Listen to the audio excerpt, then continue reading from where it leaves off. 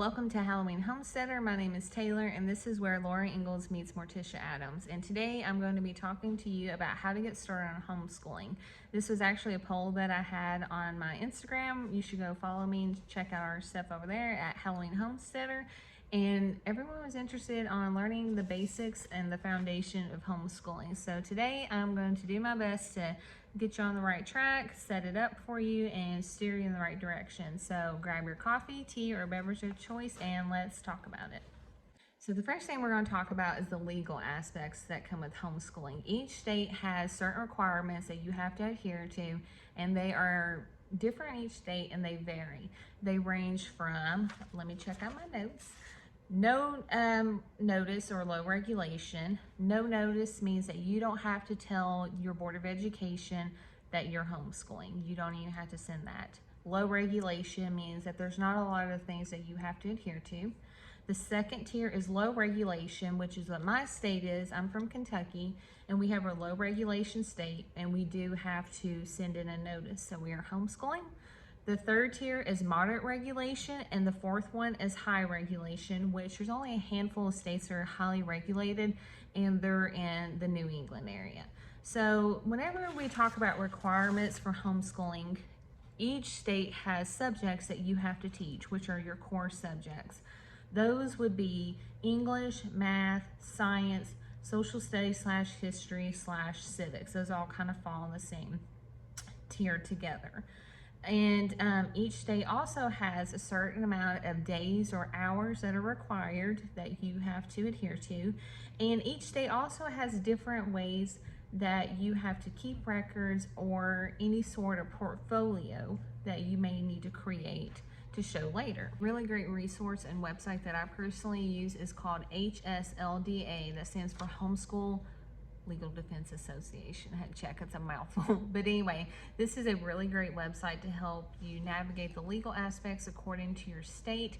It shares things about requirements, hours, attendance policy, notice, etc. So this is a great tool to use. It also has other great homeschool resources that you can check out as well, such as like how to get started homeschooling, tips and tricks, things like that. But I highly recommend this website to help navigate the legal aspects.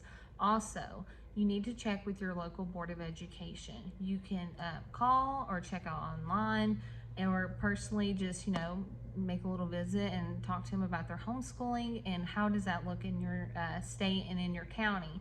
Sometimes homeschool regulations can vary within counties and different rules, so you need to check with your local Board of Education and see what their policies are. Typically they have a pamphlet or handbook that is all about the homeschooling and the requirements that you need to adhere to, and they're really helpful in this area as well. So hslda.org and your local Board of Education are the two big resources to utilize when it comes to the legal parts of homeschooling.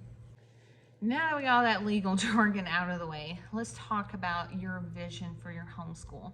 I like to sit down a couple times a year, typically in the summertime while I'm thinking about school and getting ready, after Christmas, after we've been doing things for a couple months, and at the end of the year. And when I say what's your vision, this is the time to sit and think about, what do you want your homeschool life to look like? What do you want it to feel like? For example, I like to draw. Let me get some paper here. This is how I like to do it. You can make a list or however you want to visually do this, but it's nice to have a piece of paper. So, and just kind of have a visual of what you are thinking and your ideas for it. So you can write a list or however you choose. I like to draw a pyramid, and this is my foundation. What is the most important thing for me in my homeschool journey? And then I go to the next tier. What's the next thing? The next thing, the next thing. So let's do this together. So when I think, what's my vision? What's important to me? Well, the most important thing for me personally in my homeschooling is connection. Connection with my children, connection with each other as a family, with our community. I want to create my homeschool around this idea. That's what's most important to me. The next thing that is important to me is time in nature. That's something that's really important to me and my family. So nature. Another thing is read alouds. I love to do read alouds with my children. This is something that I love to incorporate in our everyday homeschool life. Another example could be, let me think, extracurriculars. This could be things like art classes, sports, etc. That's at the top. So it can look like this, or you can simply just make a list of things that are important to you. And this isn't something that I want you to rush. This is something that you need to think about over, it could be a few days, weeks, months, whatever. Just sit, and I like to sit in the quiet with my eyes closed and think, if I had to pick a few key pillars for the year for my homeschool vision, what do I want those to be? And the reason that I like to go back and revisit this exercise a couple times a year is because as my kids get older, things change. Sometimes some of those things aren't as important anymore.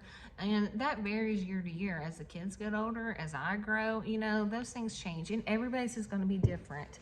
Maybe your pyramid or your list is different. Maybe extracurriculars aren't even on your radar, and that's totally fine. So everybody's list is going to be different, but the point is what is most important to you, what's your vision, have these listed, and this is going to help you figure out how you want to frame up your homeschool journey and homeschool life and for the year. And like I said, you want to revisit this over several times a year to make sure that, you know, are these things still important? What can I change? What can I leave behind? And things like that. So what's your vision for your homeschool journey? About is methods of homeschooling. There are several methods of homeschooling that you can follow, or you can follow none of them, or you can follow little bits and pieces of all of them. It all just depends on you, your children, and your family, season of life. There's so many different variables that go into it. But I do want to say, don't get too caught up in following it exactly or feeling like you have to adhere to it perfectly or anything like that, because it can be overwhelming. And the whole point of getting started homeschooling is figuring out what works for you in your family. And it's not always going to look the same as somebody else's, or it can change from year to year according to your kids and you and your life. So there are several methods that I'm going to list here and kind of give a brief description about. If you're interested, I can make more videos that are more in depth about these methods, but this is just to throw the names out there, kind of give you a little idea of what they are, and so that way you can go and see, find more information in your research if this is something that you're interested in. And also I do want to note that a lot of the time your vision is going to tie into the method of homeschooling.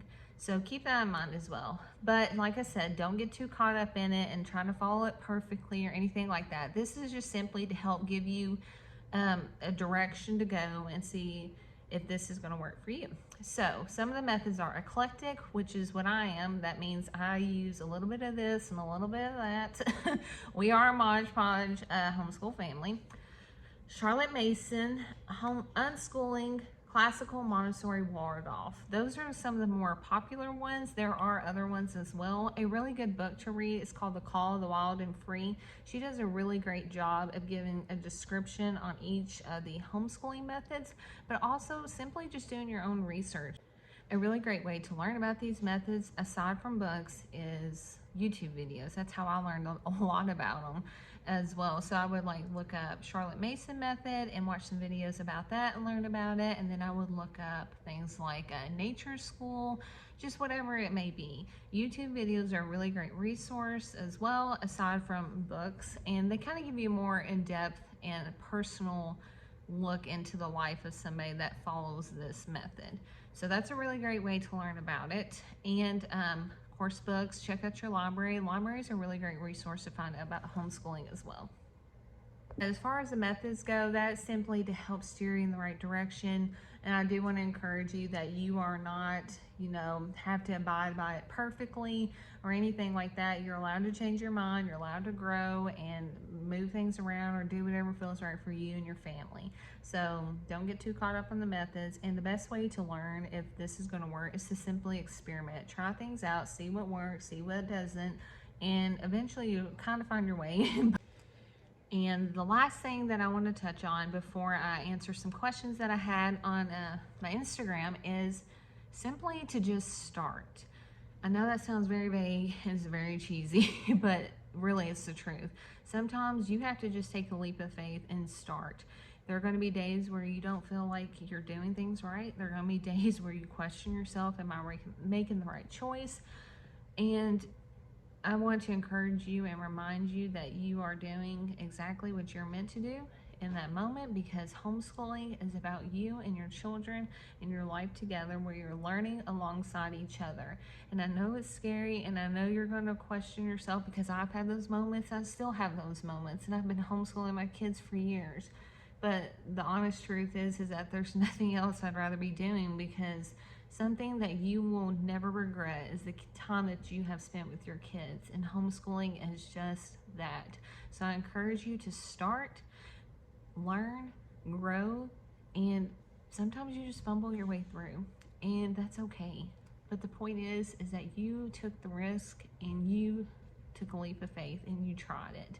And you know, if it doesn't work out, that's okay. Things happen. Sometimes things don't work out, but I would rather take the chance than live a life not knowing if that's what I should have been doing.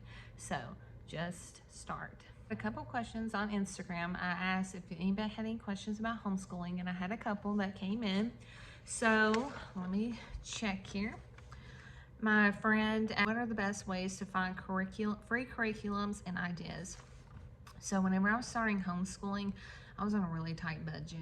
And if we're being honest, homeschooling can be expensive, but it also, you can do it for next to nothing, if not free, because it has always been my belief that the only thing that you need to homeschool effectively is a pencil and a library card. Because what are you learning? Books. Books are your resource. So finding free curriculum ideas. The way that I like to do this is there's tons and tons of resources. There's websites. One that comes to mind is Teachers Pay Teachers. That's a really great website to pull like worksheets and things from. The Good and the Beautiful, that is a curriculum company. It is Christian-based worldview, although it is doesn't adhere to one what's the word I'm looking for, denomination specifically, but they offer free homeschool curriculum as well, and they have samples on there. Another thing I like to use is honestly Pinterest. Pinterest has a lot of ideas as well for things that you can print off or create at home with the tools that you already have. I use Pinterest a lot, especially when my children were younger, and I would create unit studies. If that's something you would like me to elaborate more on in another video on how to create a unit study, let me know in the comments. But Pinterest is a really great resource. And honestly, just the things around you, you can learn from anything in the resources that you already have.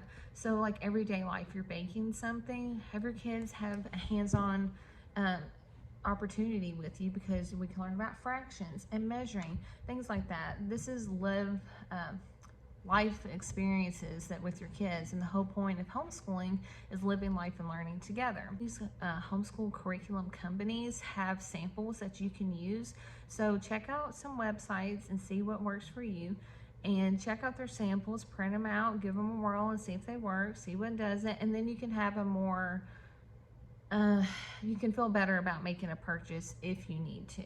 But there's a ton of free resources out there. You simply just have to kind of wade through the mud to get to the good stuff. And if you like more elaboration on some other free curriculum stuff, let me know. But the big ones that come to mind are Teachers Pay Teachers.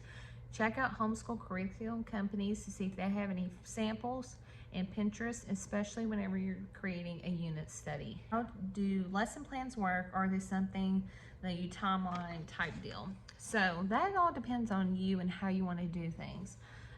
You have to follow, like I said, legal requirements. So for example, we have to do 175 days of school. A lot of the curriculums that you can purchase or get for free have a timeline option for you. So it will like list on the inside, like this lesson needs to be done by day 1, this lesson needs to be done on day 2, etc. But really, I like to do things at my own pace personally, and so do my kids, because you know there are days where like something's just not clicking for them and we need to spend a little extra time with it. So the best way to say this is that yes, there is a timeline because you have to try to fit the things that you have to do, but also there isn't really a timeline because you can take your time or speed up and it changes. And honestly, it depends on you and your children and where they are at. Lesson plans, I know some homeschool moms like to sit down. My voice is cracking. I'm so sorry. I know some homeschool moms like to sit down and like plan out their entire like semester or even their year. I like to have just a basic overview of like the topics and subjects I know that I need to cover. And honestly, I just kind of go with the flow because that's just the season of life that I'm in. However, as my children get older, that's going to change, especially like in this upcoming year. My son is going to be in kindergarten, so I'm going to have 3 homeschooled children, and we're going to have a little more structure. So lesson plans and timelines, yes, that you have to follow certain things, and honestly it depends on you and what works for you and your family. And that I have came from my sister when she says, will I be homeschooling through graduation? And the truth is that I don't know. I like to take things one year at a time just because life changes and circumstances change, and I don't want to put that pressure on myself. I want to take it as it comes and enjoy it and just see what happens. Where ideally, in my ideal world, yes, I would love to. I would love to homeschool my kids all the way through high school. We'll just have to see what happens. So who knows? Guys, that is it for this video. I hope it was helpful in some way. I'm sorry if it was a little rambly or if I wasn't making any points clear. If there's anything that you would like me to make a separate video on to elaborate more about, for example, if you want to learn more about the legal aspects or anything like that, please let me know in the comments below.